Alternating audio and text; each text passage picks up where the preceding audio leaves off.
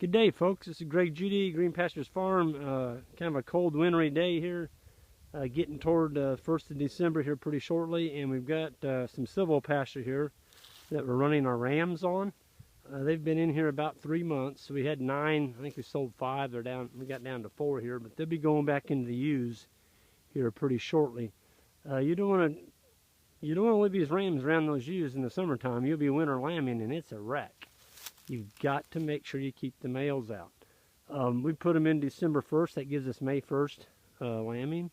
The beautiful thing about sheep is when they're done lambing, it's about 2 weeks. I mean, you'll go out there and those things are flat done. They don't mess around. These rams are turned in and they get the job done. They're being held with one poly wire here, or poly braid, excuse me. It's about 12 inches off the ground. And those sheep could jump that if they wanted to, or they could probably go under it, but they don't.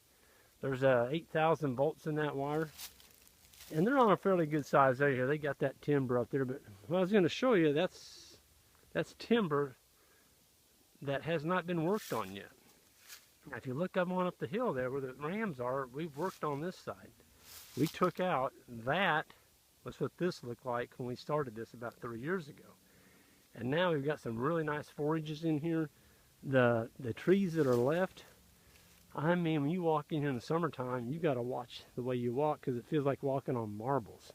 There's just thousands of acorns because these trees now they don't have as much competition, so they can produce a lot more mass crops. And the pigs and even the sheep and the cattle, not so much the cattle, but the sheep and the hogs really go after these acorns. That's what those sheep are going after right over there, some acorns. I was watching them a while ago. You can hear them crunching. And they're dried now. They've been seasoned. The acorns are pretty good feed. You look across here, you still see some remnants of the stumps, but not too bad. They've been, I guess, cut off now about 5 years. And you got to look to find a stump out here. And if you find one, it's about half rotted.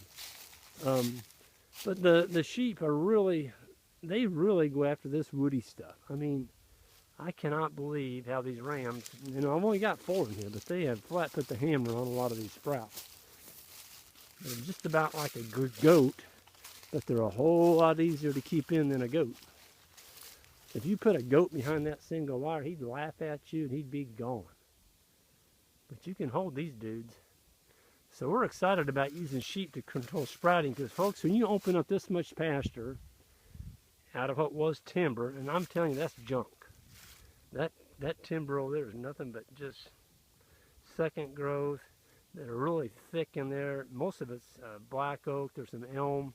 Just not much marketable timber in it, but we did leave some nicer ones, and they will be nicer in a few years, but we still got some cutting to do in there.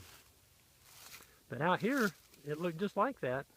We've unrolled hay in here each winter with the cows, and we brought the pigs in here. And now this year, we brought the sheep in. So I don't want to be out here trimming sprouts. And if I've got something that'll eat them, boy, I'm excited about silvopasture and not having to sit on a tractor or run a weed eater to chop all this stuff down. Because, folks, if you don't take care of the sprouts, you will have a brush pile. I mean, this stuff will come screaming back.